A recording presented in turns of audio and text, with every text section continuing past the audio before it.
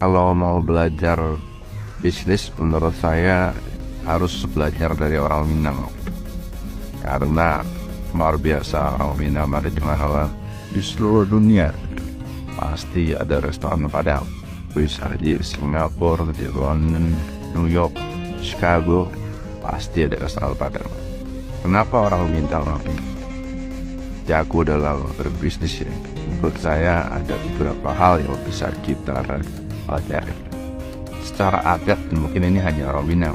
Secara adat itu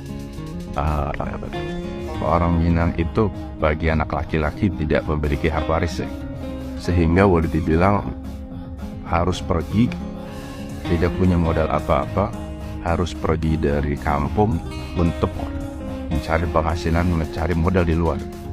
Jadi mulai sesuatu itu dari nol. Kalau bahasa kita nothing tulus, mulai dari